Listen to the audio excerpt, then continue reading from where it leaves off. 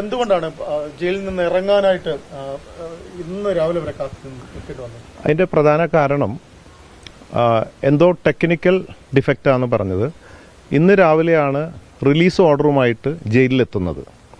ഇന്നലെ എത്തുമെന്നാണ് പറഞ്ഞിരുന്നെങ്കിലും ഇന്നലെ എന്നെ ആരും അപ്രോച്ച് ചെയ്യുകയോ ഒന്നും ഉണ്ടായില്ല. വരുമെന്ന് പറയുകയുണ്ടെങ്കിലും ഇന്നലെ ഉണ്ടായില്ല. പിന്നീട് അറിഞ്ഞത് എന്തോ ടെക്നിക്കൽ പ്രോബ്ലം ആണെന്നുള്ളതാണ്. ഇന്ന് കാലത്താണ് ഇറങ്ങാൻ സാധിച്ചത് എന്നുള്ളതാണ്. പക്ഷേ ഇറങ്ങിയ ശേഷം അങ്ങ് തന്നെ പറഞ്ഞിരുന്നത് ഇന്നലെ അവിടെ നിന്ന് ഇറങ്ങാൻ കഴിയാതിരുന്നത് അവിടെ മറ്റ് ഇത്തരത്തിൽ 5000 രൂപയ്ക്ക് 10000 രൂപ കെട്ടിവെക്കാനില്ലാത്ത തടവുകാർ ഉള്ളവരുടെ പ്രശ്നങ്ങൾ കേൾക്കുന്നതിന് വേണ്ടിയാണെന്നാണ്. അതെ, അതിനു വേണ്ടി ഇറങ്ങാതിരുന്നതല്ല. അങ്ങനെ ഒരു കാരണം ഉണ്ടായിരുന്നു. ഇറങ്ങാൻ ഇരിക്കാനുള്ള കാരണം അതല്ല മെയിനായിട്ട്, ഇന്നലെ വരാത്തതുകൊണ്ടാണ്. പക്ഷേ അവിടെ ഒരുപാട് പേര് എന്താ പറയുക, റെസ്റ്റോറൻറ്റിൽ ഭക്ഷണം കഴിച്ചിട്ട് ബില്ല് കൊടുക്കാതെ പോയതും അതുപോലെ ചെറിയ ചെറിയ കേസുകളായിട്ട് ഒരുപാട് പേരുണ്ട്. അപ്പോൾ ഞാൻ ചെന്നപ്പോൾ ഒരുപാട് പേരോട് എന്നോട് സഹായം ചോദിച്ചു. ഞാൻ സാമ്പത്തിക സഹായം നമ്മൾ ചെയ്യാറുള്ളതാണ്, ബോച്ചെ ഫാൻസ് ഇതിലൂടെ ചെയ്യുന്ന പോലെ നമ്മൾ ചെയ്യാമെന്ന് പറഞ്ഞു. അങ്ങനെ ചെയ്യാമെന്നും മാത്രമല്ല, അതിനോട് ബന്ധപ്പെട്ടിട്ട് അങ്ങനെ കണ്ടപ്പോൾ എനിക്കൊരു അങ്ങനത്തെ ഒരു ലീഗൽ എയ്ഡ് സംവിധാനങ്ങൾ ചെയ്യണമെന്ന് തോന്നി നമ്മൾ പല പ്രവർത്തനങ്ങളിൽ. അതിനെക്കുറിച്ചൊക്കെ അവിടുന്ന് സംസാരിക്കുകയും പിടിക്കുകയൊക്കെ ഉണ്ടായി. എന്നല്ലാതെ അതിനു വേണ്ടി ഇറങ്ങാതിരിക്കുക എന്നല്ല ഉദ്ദേശിച്ചിട്ടുള്ളത്. കോടതി വളരെ രൂക്ഷമായിട്ടുള്ള വിമർശനങ്ങളാണ് ഉന്നയിക്കുന്നത്. അതായത് അതുപോലെ ഞാൻ ഇന്നലെ രാത്രി വന്നിട്ട് ഞാൻ ഒപ്പിട്ടില്ല, നിരസിച്ചു എന്ന്. ഇന്നലെ രാത്രി കൊണ്ടുവരികയോ ഒപ്പിടാനോ ഒന്നും അവിടെ അങ്ങനെ ഒരു സംവിധാനം ഒന്നും ഉണ്ടായിട്ടില്ല. അങ്ങനെ ഉണ്ടെങ്കിൽ അത് രേഖാമൂലമുള്ള കാര്യങ്ങളല്ല ഒപ്പിടാനോ പിടിക്കാനോ കൊണ്ടുവരുന്നത്. അപ്പോൾ ഇന്നലെ അങ്ങനെ ഒരു സംഭവം ഉണ്ടായിട്ടില്ല. ഞാൻ ഒപ്പിടാൻ നിരസിക്കുക അങ്ങനെ ഒന്നും ഉണ്ടായിട്ടില്ല. അതിരൂക്ഷമായ ഭാഷയിലാണ് കോടതി ഇന്ന് ആവർത്തിച്ച് പരാമർശം ഉണ്ടായത്. ബോച്ചെ മാപ്പ് പറയണമെന്നടക്കമുള്ള പരാമർശങ്ങളാണ് കോടതിയിൽ നിന്ന്. ഞാൻ പലപ്പോഴും നേരത്തെ വിളിച്ചപ്പോഴൊക്കെ ഞാൻ പറഞ്ഞു, ഞാൻ മനഃപൂർവ്വം ആരെയും വിഷമിപ്പിക്കാൻ വേണ്ടി ഒന്നും പറയാറില്ല. കഴിയാവുന്ന സഹായങ്ങൾ മാത്രം ചെയ്യുന്നൊരു വ്യക്തിയാണ്. പിന്നെ മനഃപൂർവ്വം അല്ലെങ്കിൽ പോലും എൻ്റെ വാക്കുകൊണ്ട് ആരെങ്കിലും വേദനിപ്പിച്ചിട്ടുണ്ടെങ്കിൽ എനിക്ക് മാപ്പ് പറയാൻ യാതൊരു ബുദ്ധിമുട്ടോ ഈഗോ കോംപ്ലക്സ് ഇല്ലാത്ത ആളാണ്. കോടതി പറയുന്നത് കോടതിയോട് മാപ്പ് പറയണം, അതായത് നിരുപാധികം ഖേദം പ്രകടിപ്പിക്കണം എന്നുള്ളതാണ്. കാരണം വളരെ രൂക്ഷമായിട്ട് കോടതി വിമർശിക്കുകയും ചെയ്യുന്നു. നാടകം കളിക്കുന്നു എന്നൊക്കെയാണ് കോടതി ഉപയോഗിച്ച വാക്കുകൾ. കോടതിയോട് തീർച്ചയായിട്ടും ഞാൻ മാപ്പ് ചോദിക്കും. കാരണം കോടതിയെ ഞാൻ ബഹുമാനിക്കുന്നു, നമ്മുടെ നീതിന്യായ വ്യവസ്ഥയിൽ ഞാൻ വിശ്വസിക്കുന്നുണ്ട്. ഇത്രയും കാലത്തിനിടയ്ക്ക് കോടതിയെ ധിക്കരിച്ചു എന്നുള്ള ഒരു സംഭവം എന്നെ കുറിച്ചിട്ടുണ്ടായിട്ടില്ല, ഇനിയും ഉണ്ടാവില്ല ഭാവിയിൽ.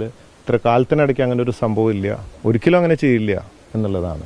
ഈ നിയമവ്യവസ്ഥയോട് സ്വാഭാവികമായിട്ടും ഹൈക്കോടതി പ്രത്യേക പരിഗണന നൽകിക്കൊണ്ടാണ് ജാമ്യം അനുവദിക്കുന്നത്.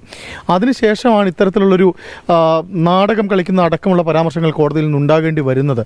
എന്താണ് ഈ ഒപ്പമുള്ള ആളുകളുടെ ഭാഗത്തു നിന്നാണോ ഇത് സംഭവിക്കുന്നത്?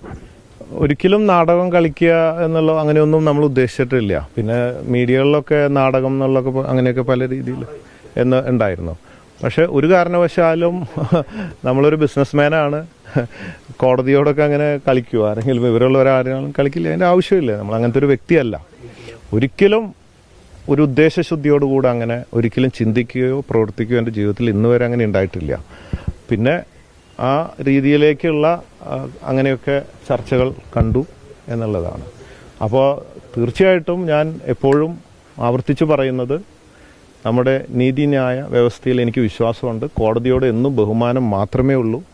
എൻ്റെ വാക്കുകൊണ്ട് ആർക്കെങ്കിലും ഉണ്ടായിട്ടുണ്ടെങ്കിൽ അത് മനഃപൂർവ്വം ഒരിക്കലും ഞാൻ ചെയ്തിട്ടില്ല. എങ്കിൽ പോലും അതിന് ഞാൻ മാപ്പ് ചോദിക്കുകയാണ്. അതിൽ എനിക്ക് യാതൊരു കുറവില്ല എന്നതാണ്.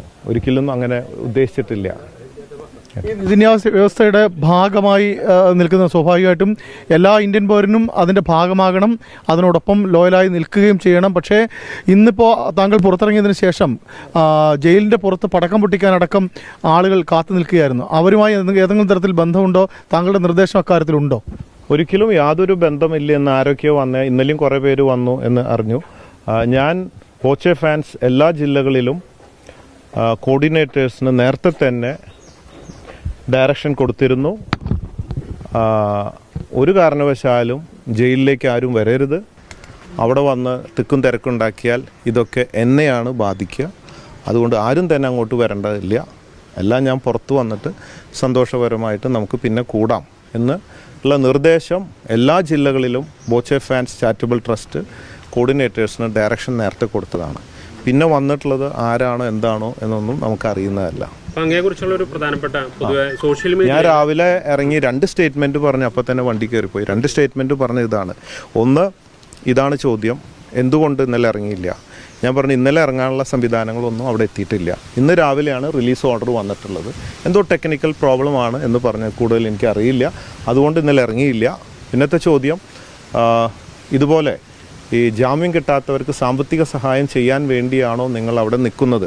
അതിനു വേണ്ടിയല്ല. അങ്ങനെ ഒരു ഉദ്ദേശം നമുക്കുണ്ട്. നല്ല കാര്യങ്ങൾ നമ്മൾ പലതും ചെയ്യുന്ന പോലെ ചെയ്യാൻ ഉദ്ദേശിക്കുന്നുണ്ട്. അതിനു വേണ്ടുന്ന 1 കോടി രൂപ നമ്മുടെ ബോച്ചെ ഫാൻസ് ചാരിറ്റബിൾ ട്രസ്റ്റ് നിന്ന് അനുവദിച്ചിട്ടുമുണ്ട്. ലീഗൽ എയ്ഡിന് കുറേ എന്താ പറയുക, ചെറിയ ചെറിയ കേസുകളിലൊക്കെ പെട്ടിട്ടുള്ള കേസുകളിലൊക്കെ ഉണ്ട്, അതിനുണ്ട്. അപ്പോൾ അങ്ങനെ അവിടെ ചെന്ന് പെട്ടപ്പോൾ എനിക്കത് ചെയ്യണമെന്ന് തോന്നി. ഇതുപോലെ അത് ചെയ്യുന്നുണ്ട്. പക്ഷേ അതിനു വേണ്ടി ഇത് ചെയ്യുകയോ കോടതിയെ ധിക്കരിക്കുകയോ ഒരിക്കലും ഇന്ന് വരെ ഉണ്ടായിട്ടില്ല. അങ്ങനെ ഒരിക്കലും ഞാൻ ചെയ്യുന്ന വ്യക്തിയല്ല. അങ്ങേയറ്റം ബഹുമാനം മാത്രമാണ് കോടതിയോടുള്ളത്. 2 പ്രധാനപ്പെട്ട പ്രശ്നങ്ങൾ, പ്രത്യേകിച്ചും ഒരു അഭിനേത്രിയോട് സംഭാഷണങ്ങളിൽ ഉണ്ടായ പ്രശ്നങ്ങൾ, അതൊരു ഗുരുതരമായ കാര്യം തന്നെയായിട്ടാണ് കോടതി ഇപ്പോഴും വിലയിരുത്തുന്നത്. എൻ്റെ ഫ്രം ദ ഹാർട്ട്, എൻ്റെ ഉദ്ദേശശുദ്ധിയിൽ ഒരിക്കലും ഒരാളെ വിഷമിപ്പിക്കുന്ന രീതിയിൽ ഞാൻ സംസാരിക്കാറില്ല. അങ്ങനെ ഉദ്ദേശിച്ചിട്ട് സംസാരിക്കാറില്ല. പിന്നെ ഏതെങ്കിലും തരത്തിൽ എൻ്റെ വാക്കുകൊണ്ട് വേദനിച്ചിട്ടുണ്ടെങ്കിൽ ഞാൻ മാപ്പ് ചോദിക്കുകയാണ്. തീർച്ചയായിട്ടും ഭാവിയിൽ ശ്രദ്ധിക്കും ഞാൻ കാര്യങ്ങൾ പറയുമ്പോൾ. പ്രത്യേകിച്ച് കോടതിയും അത് പറഞ്ഞിട്ടുണ്ട്, വളരെ സൂക്ഷിച്ചൊക്കെ വേണം സംസാരിക്കാൻ കാര്യങ്ങളൊക്കെ എന്നുള്ളത്. ഇനി ദ്വയാർത്ഥ പ്രയോഗം ഉണ്ടാവില്ല, അതാണ് പ്രധാന പ്രശ്നം. അങ്ങനെ പറഞ്ഞിട്ടുണ്ട്. തീർച്ചയായിട്ടും ഞാനത് ശ്രദ്ധിക്കും. എൻ്റെ വാക്കുകളൊക്കെ വളരെ ഞാൻ ശ്രദ്ധിക്കുന്നതായിരിക്കും. ഈ ജയിൽ ജീവിതം ശരിക്കും ഒരു മാറ്റം വരുത്തിയിട്ടുണ്ടോ? അതായത് ഈ സോഷ്യൽ മീഡിയ മുഴുവൻ പരിശോധിച്ചാൽ ബോബി ചെമ്മണ്ണൂർ എന്ന് പറഞ്ഞ വ്യക്തി, ബോച്ച എന്ന വ്യക്തി ഒരുപാട് ദ്വയാർത്ഥങ്ങൾ ഉപയോഗിക്കുന്നുണ്ട്. അതിപ്പോൾ ഈ വിഷയം വന്നപ്പോഴാണ് അത് ആളുകൾ കൂടുതൽ വിഷയങ്ങൾ ചർച്ചയും കോടതിയുടെ ശ്രദ്ധയിൽപ്പെട്ടത്. ഇനി അത്തരത്തിലുള്ള പ്രയോഗങ്ങളൊന്നും ഒഴിവാക്കുമോ? തീർച്ചയായിട്ടും. കാരണം അത് കോടതി പറഞ്ഞു, അപ്പോൾ എനിക്കത് ബോധ്യപ്പെട്ടു. തീർച്ചയായിട്ടും ഒരാളെ വേദനിപ്പിക്കുന്ന തരത്തിലുള്ള കാര്യങ്ങൾ ചെയ്യരുത് എന്ന് പറഞ്ഞു. തീർച്ചയായിട്ടും ഞാൻ ശ്രദ്ധിക്കുക, അതിൻ്റെ മാനിക്കുന്നു ഞാൻ അതിനെ.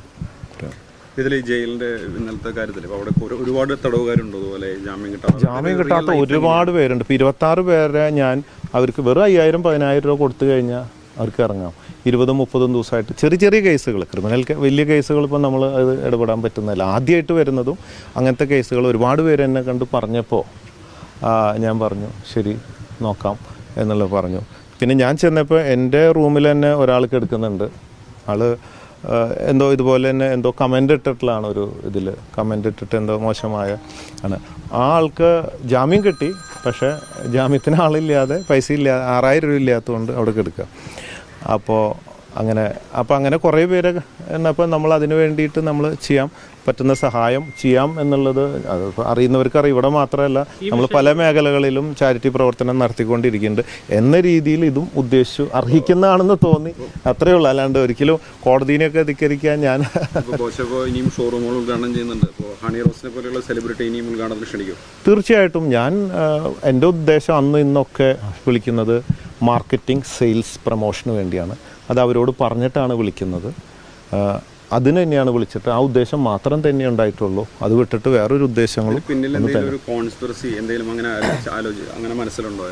അങ്ങനെ ഒന്നും ഉള്ളതായിട്ട് എനിക്ക് തോന്നുന്നില്ല. അതിനെക്കുറിച്ച് ഒരു അറിവും എനിക്കില്ല. അങ്ങനെ ഒരു പരാതി കുറച്ച് നാളുകൾക്ക് ശേഷം വരാനുണ്ടായ ഒരു സാഹചര്യം എങ്ങനെ സ്വയം വിലയിരുത്തണം അറിയില്ല എനിക്ക് അതിനെക്കുറിച്ച്. ഇത് കോടതിയിൽ ഇരിക്കുന്ന കാര്യമായതുകൊണ്ട് നമുക്ക് അതിനെക്കുറിച്ചൊന്നും കൂടുതലായിട്ട് പറയാനില്ല. ഈ വിഷയം ഈ വിഷയം ബിസിനസിനെ ബാധിച്ചിട്ടുണ്ടോ? ഇല്ല, ബിസിനസ്സിനെ ബാധിച്ചിട്ടില്ല. ഇപ്പോഴാണ് കുറച്ച് നേരത്തെ വിളിച്ചപ്പോൾ ബിസിനസ്സുകളൊക്കെ നല്ല രീതിയിൽ നടക്കുന്നുണ്ട്. അതിനൊന്നും ബാധിച്ചിട്ടില്ല. നമ്മുടെ കസ്റ്റമേഴ്സും ഷെയർ ഹോൾഡേഴ്സും എല്ലാവരും വളരെ പോസിറ്റീവായിട്ട് നമ്മൾ സപ്പോർട്ട്, ആ വിശ്വാസത്തിൽ തന്നെ നിൽക്കുന്നുണ്ട്. വായിച്ചിട്ടില്ല. Thank you. i2i News, an eye for truth. i2i News subscribe ചെയ്തിട്ടില്ലാത്തവർ ഇപ്പോൾ തന്നെ സബ്സ്ക്രൈബ് ചെയ്യുക. നോട്ടിഫിക്കേഷൻ ലഭിക്കുവാൻ ബെൽ ബട്ടണും അമർത്തുക.